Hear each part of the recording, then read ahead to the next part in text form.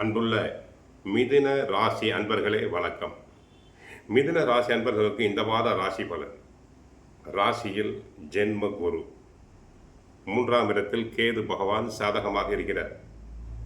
உடன் பிறந்தோரின் ஆதரவு கிடைக்கும், தைரியம் உண்டாகும், ஆன்மீகம் பெருகும்.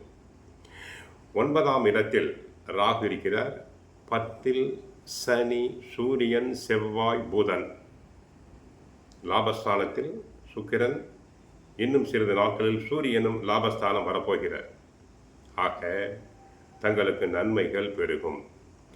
உத்தியோகத்தில் உயர்வு உண்டு. எந்த ஒரு வேலையும் திட்டமிட்டு நன்றாக செய்வீர்கள், புகழ் பெறுவீர்கள். தொழில் ரீதியாக மிகப்பெரிய வெற்றி கிடைக்கும். தொழில் வியாபாரத்தில் அபரிமிதமான லாபம் உண்டு. ஷேர் மார்க்கெட்டில் ஈடுபடும் அன்பர்களுக்கு நல்ல பண வரவுகள் உண்டாகும்.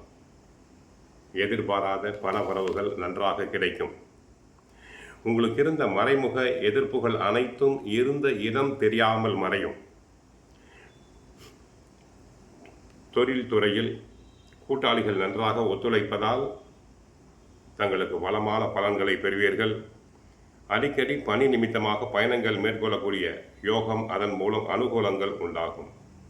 பெண்கள் வழியில் ஒரு சில அனுகூலமான பலன்களை தாங்கள் பெறுவீர்கள். அதில் எந்த விதமான சந்தேகம் இல்லை. ஏனென்றால் சுக்கிரன் சாதகமாக இருக்கிறார். பெண்களால் சந்தோஷம் பெருகும். மாணவியர்கள் நன்றாக படிப்பர், நல்ல மதிப்பெண்களை பெறுவர், போட்டித் தேர்வுகளில் கலந்து கொண்டு வெற்றி பெறுவர். சிலர் உயர் கல்விக்காக வெளிநாடுகள், வெளிமாநிலங்களுக்கு சென்று வரலாம். ராசியில் குரு இருப்பது நல்லதுதான். தங்களுக்கு பாதுகாப்பு பெறுகிறது. நல்ல குணம், மரியாதை மற்றும் உயர்ந்த சிந்தனை அளிக்கிறது. புகழ், வருமானம் கிடைக்கும். 3ஆம் இடத்து கேது சில சமயங்களில் உறவுகளில் விலகல் மற்றும் தைரியத்தில் ஏற்றத்தாழ்வுகள் காணப்படலாம். ஜென்மகுரு என்பதால் சில சமயங்களில் மனதில் குழப்பங்கள் உண்டாகலாம். பெரும்பாலும் ஜென்மகுரு என்றாலே வனவாசம் என்போம்.